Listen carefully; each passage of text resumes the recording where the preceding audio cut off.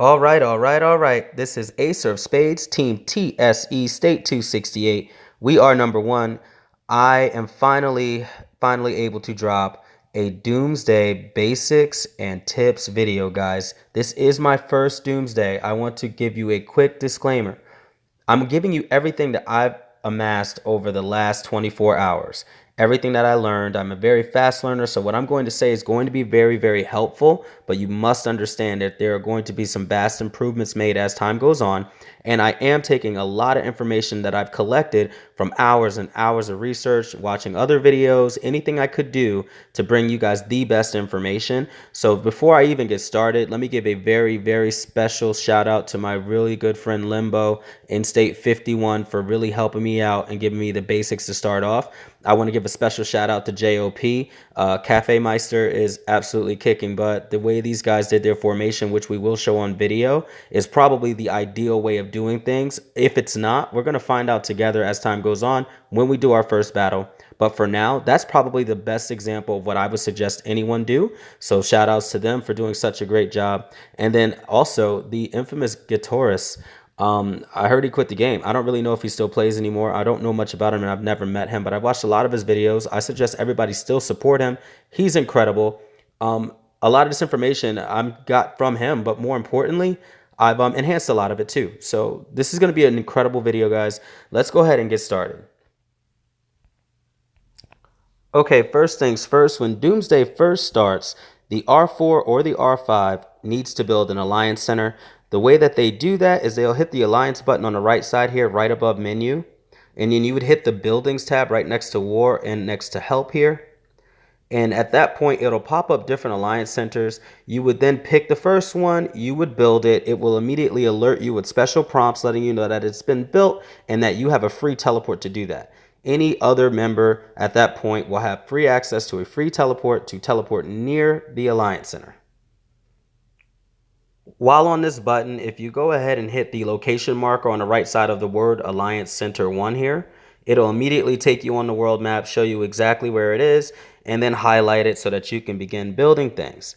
So after you get that free teleport, you'd want to go, I'd say, a few kilometers away from it and build towards the center first, and then start setting things up. What you're going to want to do is focus very, very importantly on the formation of the buildings. That is indeed the most important. Ours is very scattered. We had no clue what we were doing, but this was the best we could do for our first shot with absolutely no help and no one telling us what to do. However, like I mentioned earlier, the individuals over at JOP have put up a formation that has wonderful direct barricades of the same type of buildings going all the way around, and they have one plot in between, which is super important because in order to attack in Doomsday, you have to attack each and every single square. So that extra square gives them a little extra time and makes them 6 or 7 layers deep before you can even touch their alliance center. And then of course they'll have all types of defenses and things going up. So again, shout outs to JOP, guys. You did an excellent job. You made the video. Now what you'll notice right away is that the buildings that take the most durability, which would be the guardian areas here, the guardian things anyway, those guardian buildings have the most durability, and then so on and so forth with the attack buildings with a mixture of the virus plants, as well as finally at the end, if you find any, the wonderful processing plants. I haven't seen this formation in action yet, but this is definitely the first tip of building up a proper alliance center.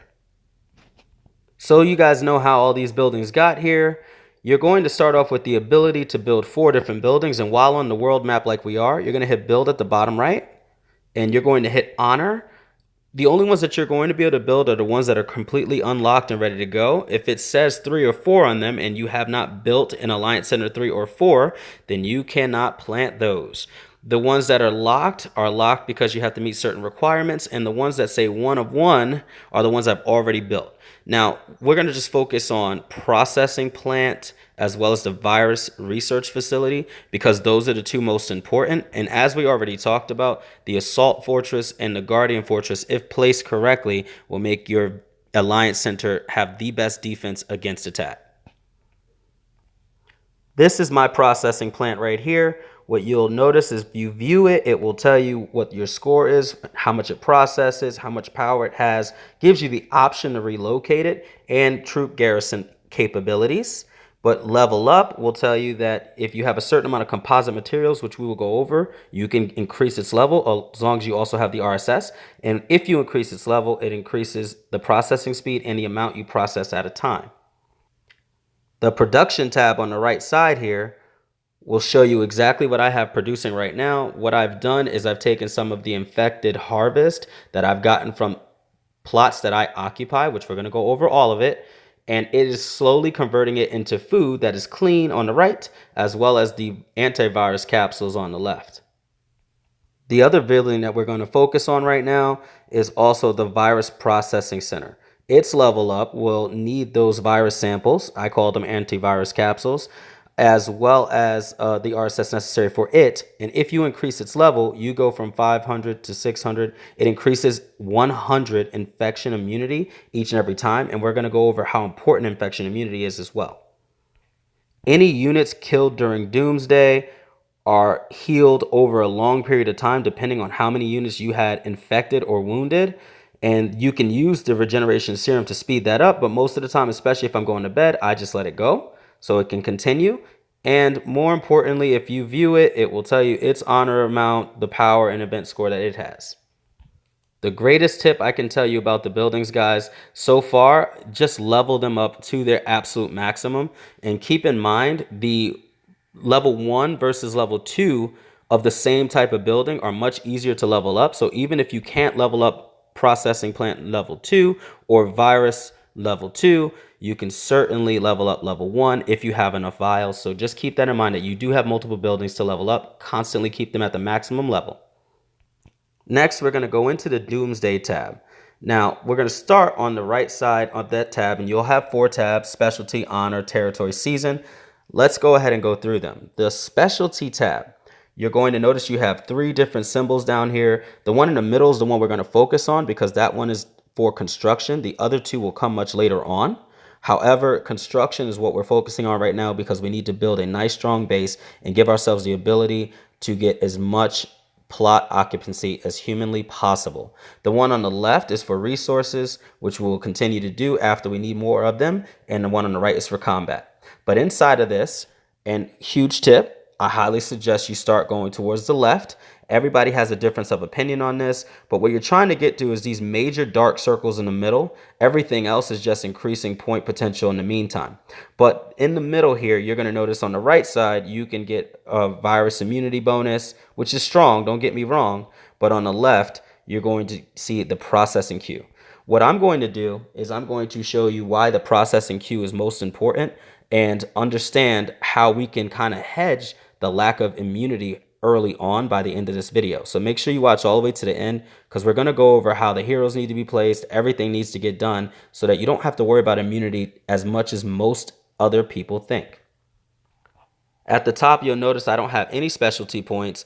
In order for me to get more of them, I would have to earn them, and I'll show you the ways to do that. But you can always reset this field by hitting that button, and apparently you definitely get at least 1 free chance to do that. So if you started off on the right, guys, I don't suggest doing it right away. Talk to your leaders before you do anything crazy, but understand that you can reset it, go towards the left, and get closer to that processing plant as soon as possible. You'll notice right away that I have a total of 8 points that were also displayed inside that big schematic map. That's because I'm on level 8. You have to earn all types of points to get that. And to increase the honor points that you would get, you can use these types of items that you earn doing daily quests or building up buildings or increasing your territory occupancy. So those are the major ways that you get those points. If you do that, or I'm sure you can buy a package, but I don't like to spend money on the game if I can help it. Then you'll have honor points. The next tab is the honor tab. So this is a quick little shortcut to show you all the buildings that you currently have built. It'll also show you that their current levels and their location by hitting the view button, and you can go right there anytime. Now, while we're here, let's go to the processing plant. What you're going to notice right away is that there's only one tab at the top that's available, and it is churning away and making my vials. If I hit the stop button, which is perfectly fine, it'll go ahead and give me my payout that I currently earned. And what you'll notice is I have a whole lot of resources here at the bottom. If I were to go ahead and click that, it will do all of them at one time in this one tab. The problem is it takes 14 hours, guys. I normally set it up for about 2 or 3 hours at a time, depending on what my bedtime is. And then I'll let it churn until then, stop, and then let it go overnight so I can collect.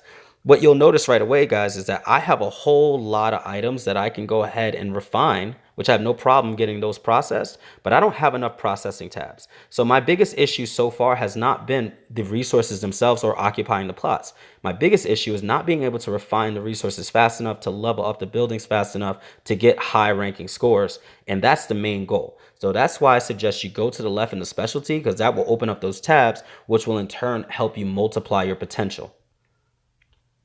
Next is the territory tab. So what you'll notice in each one of these squares is all the different type of plots that you can actually occupy. If you're looking at your map and you're in Doomsday, then you're going to see a whole lot of funky stuff that you did not see before. Well, those are the type of plots that you can occupy. You have to only occupy an area that is specifically adjacent to where you've last been or where one of your alliance teammates has last been. Now, this is a very important point to note, because unfortunately, sometimes teammates will snipe other teammates' plots that they've been working very hard for. And durability is a very, very big deal in this game, especially during Doomsday. There's really not a lot of easy ways to increase your durability outside of time. Even if you had a whole bunch of money, the game doesn't make it an option for you to just have infinite durability. And that's good for the developers that they did that. Understand, though, if somebody's working hard towards a certain plot, I highly suggest that you work towards your own, or at least announce in your alliance chat your intentions, because they might not be at the level necessary to get that plot, and it might just be fair game. But otherwise, if somebody uses all their durability to get somewhere, and then you come and just use your 10 durability to take their plot that they've been working for, it's kind of not the best move, and you're going to create problems in your alliance. Don't do that. Now, while on the tab, what you'll notice back on point is that I have different waste farms, forests, and the bottom right tells you how many of each, and it also tells you at the bottom of each different square how much I'm generating per hour. So I'm getting plenty of it. Like I said, I just need to process more of it. Now, if you have enough of these, you're going to get what you call influence, and right above these lines, you're going to see this plus sign. If you click the plus sign, it'll allow you to expand how many plots you can actually have hold. I currently have 31 of 36, but clearly I can expand that. And I highly suggest, as a huge tip, guys, expand it as much as you possibly can and hold on to as many plots as you possibly can. And only replace your empty plots, which we'll go over in a minute, when you need to. I made the mistake of listening to other YouTubers telling me to just abandon every empty plot I get. But guess what? I wouldn't have fell into rank influence 2 if I listened to what I'm telling you now. So I'm changing that game right now. Expand your plot area. Keep all of your empty plots up until you need to get rid of them.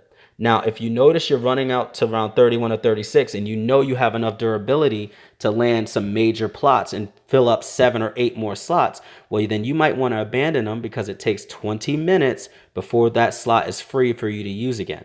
However, to get rid of every single empty plot, only have 20 out of 36 left, and then unfortunately have a lower influence in the state, you're going to underperform and have less rewards. So let's go ahead and hit the view rewards button. And what you'll notice is I hit first place the first time around, fourth the second time, because I was doing a lot for my alliance. And then this time that I'm about to go ahead and receive, I'm getting a $129,000 for ranking in second. And the way that works is everybody seems to be getting the same amount. But if you go ahead and click this rankings button, what you'll notice is, by the way, Cafe Meister's kicking butt as usual, and then our guys are coming up right there. What you'll notice is there's a multiplier on the right side. That 3.5 times is for second place, 3.0 for third, and then so on and so forth down the line. 4 times the amount is at the top. So what you want to do is you want to aim for an increase of influence. If I had to bet money, he's probably hit that processing plant, so he's generating more of the viral tabs, which means he has higher immunity than I do, and Panda, and therefore he can grow faster because he can level up the buildings faster. Last thing on the territory tab at the bottom, the battle reports, I don't like to review them here. It will tell you what happened in your battles, but that's irrelevant to me. I'll show you a different way. The harvest tab is most important. Every hour it's doing this and it doesn't really tell you anything about it. You just have to remember to hit this button. And when you do, it'll simply generate all of the harvest for the hours that it's worked. If you do not hit that button, guys, you don't have all those vast resources that I was showing you in the other tab. Therefore, nothing will be able to get processed. And believe it or not, I fell into that trap. So I actually had to ask my own alliance, how in the world to get my materials that I know I've been occupying. So anyway, I figured it out though, guys, and now you guys know what to do.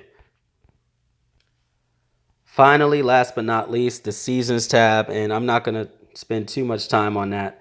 The only thing that's important about the seasons tab is these rewards at the bottom here, because you're going to get S1 legendary recruitment tickets, elite S1 recruitment tickets. You can hypothetically get S2 recruitment tickets in Doomsday. There's a lot to do. You do have to rank pretty high to get them though. Regardless, guys, these are huge, huge, huge. If you go ahead and take some of the information here, it's a guarantee 100% S1 hero.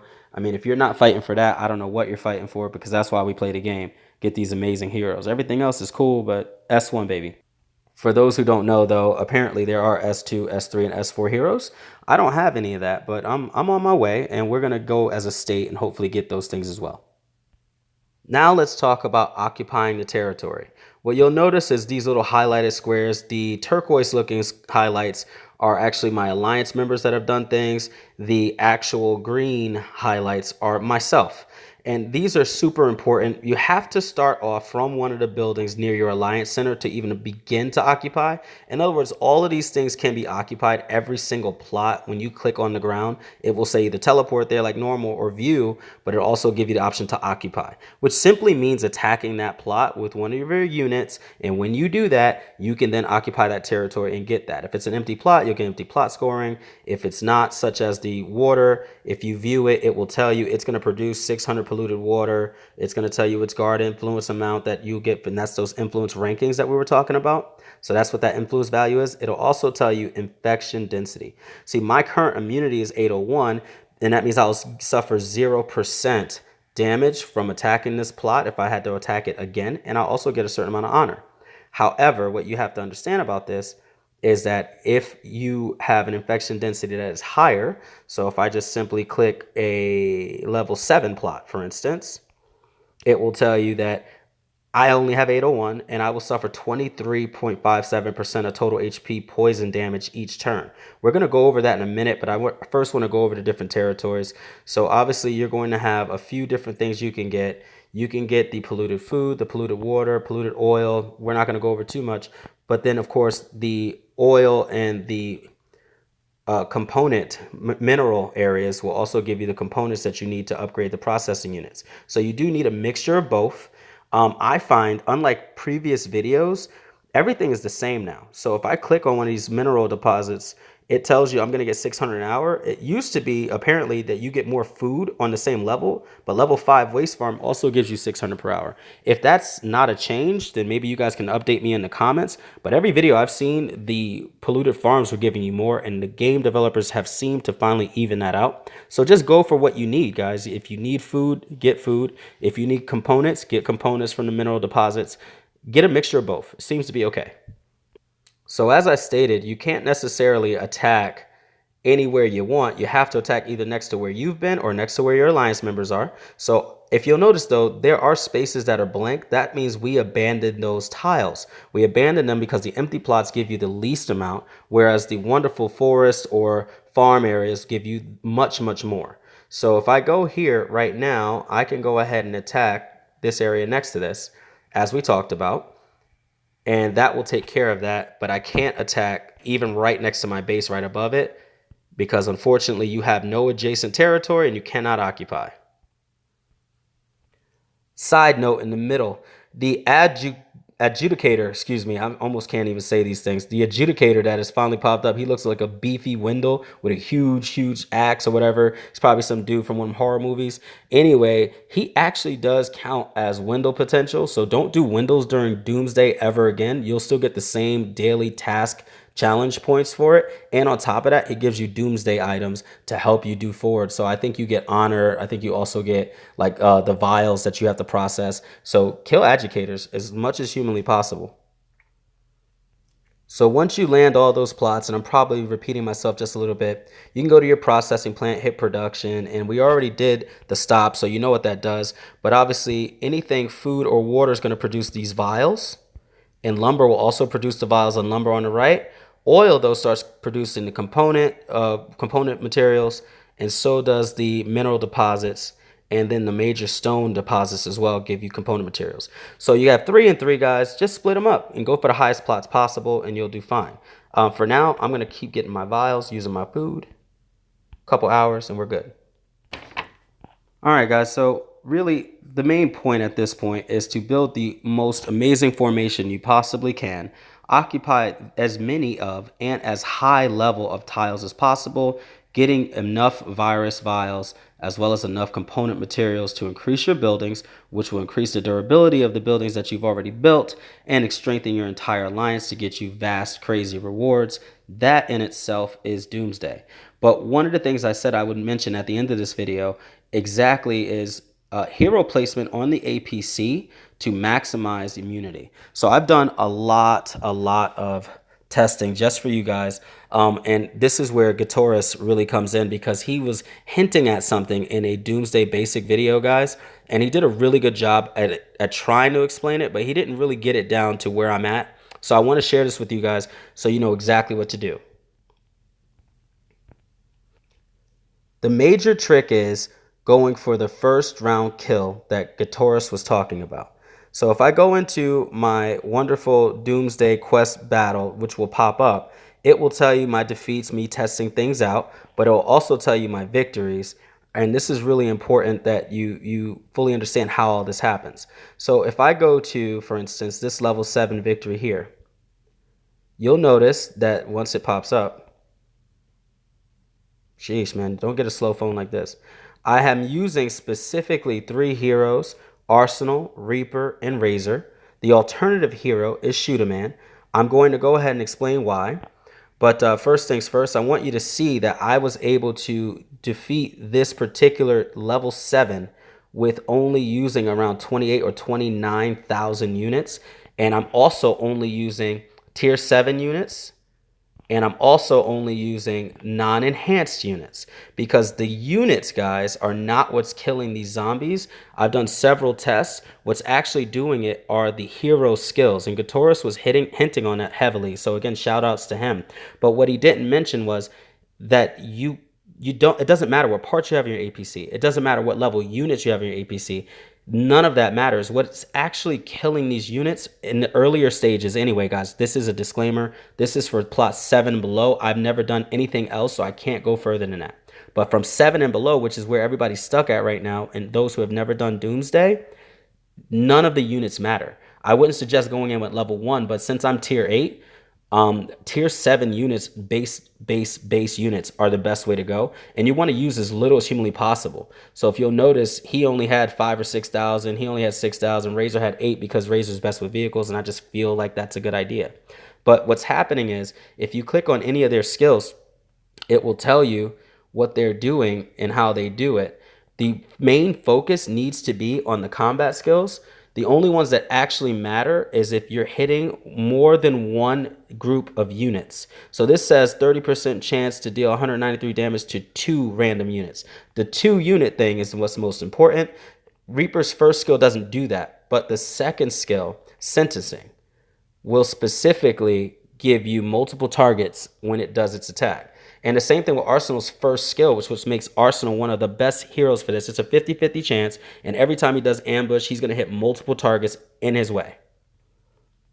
Truthfully, any hero that does that is good to go. So if you already have S1 heroes or alternatives, you can go for it. But do not use any hero that has a prep time. So let me go ahead and actually play one of the videos so you can see exactly what's going on. Now, I'm going to go ahead and speed this up, guys, but the poison, as it mentioned before, is a percentage. You're immediately poisoned no matter what you do, okay? So what you'll see very, very quickly, no matter how low my units are, the crippling blow is going to do a huge hit to the first 2 units and automatically collapse them. So clearly, we're not having a problem with the battle. The collapsing is easy. However, even once ambush happens and he does a great job of killing these units, no matter what, you're going to get the poison damage. And that's when thousands of units die. But all of that is based on a percentage. Understand that that will happen every single turn.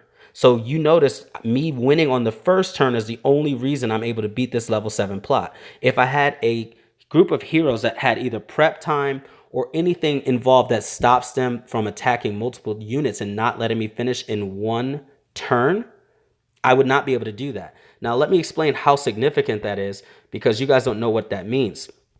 A level 7 plot, hypothetically, at my immunity is never recommended by any other video I've ever seen. So if I go ahead and click, where can I find one that I did not get already? Come on. Give me a moment. They're all over the place. There it is. So if I click level 7, I hit occupy, it will tell you that I'm going to get 23.57% of HP. So here's the kicker. Normally, you would stay way away from that. Every other video just says something very abstract like, hey, make sure that it's really close to the immunity infection intensity. That's not necessarily true. I'm over here doing it on one turn, as you guys just saw in the video, with the least amount of units. We're talking about a total of 28,000 units. On top of that, I'm also doing it with basic skills on a basic APC. I've even done it with my 3rd and 4th APC, guys. So the APC and the parts, phantom parts, none of that matters. It's all about the skills. Now, understand that if you go to something that's 23 all the way up to 28%, I've actually done this successfully with, you can do it, but you have a certain minimum that you have to put in the APC, and it has to get done that way. You can't just go off doing anything willy-nilly. So here are the exact breakdowns of what I suggest everyone do, and we'll just call it from that and end this video. Skill attacks on any heroes you choose have to have 2 or more hits. The more of those you have, the better. So if you have fully unlocked heroes that have multiple skills that hit 2 or more rows, congratulations, you're going to have an easy time with this. The best heroes that I personally have are Reaper, Arsenal, Shooter Man, and Razor. Those are the ones that currently do that. There are obviously more. The more skills, the better. Do not waste your durability, guys. Every single time you try to take one of these plots, it's going to cost you 10 durability.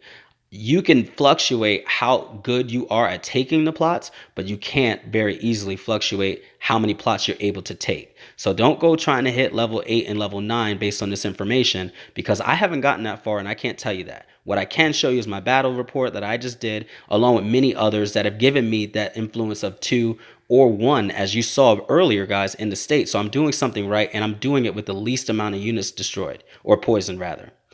So my suggestion is do not exceed 25% poison damage. So level 7 clearly will be the highest that I ever attempt right now until I get my immunity higher. And then level 8 says something below 25%.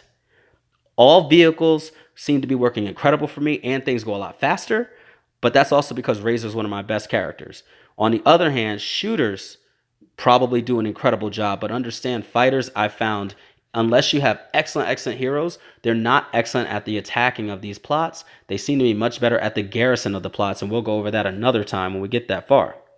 Now, the levels of the heroes really don't matter either, as long as you have the unlocked skills. So if you have the last skill unlocked, then clearly the skills are, the heroes at least level 45 or 50. But if you have a level 30 hero and the first 2 attack skills are opened up, then you're just fine. And then, of course, lastly, if you're doing a level 5 or level 6 plot, guys, you can go in with as low as 3,000 units. I've done it several times. 5,000 is recommended, and up to 30,000. You don't need to overkill. And the reason that is because that 23% that we just talked about is 23% of the total units you went in with. So as long as you have, say, 10,000 units, you're going to lose 2,300 and something units on each one of those rows. And that's what happened to me. I had about almost 30,000 units. And as you saw in the video, I lost 2,300 or something units at that battle. So if I have 100,000 units, guys, then that means I'm going to lose 23,000 per row. You don't want to do that. Bigger APC, bigger losses. Save your units, slow down the healing, do an incredible job, and influence your state. If this information was even remotely helpful, guys, like and subscribe, man. Support me. Please hit the subscribe button. Please, please, please. Anyway, I will continue to do these videos. I hope I'm helping your state. I know I'm helping mine. Ace of Spades, signing out.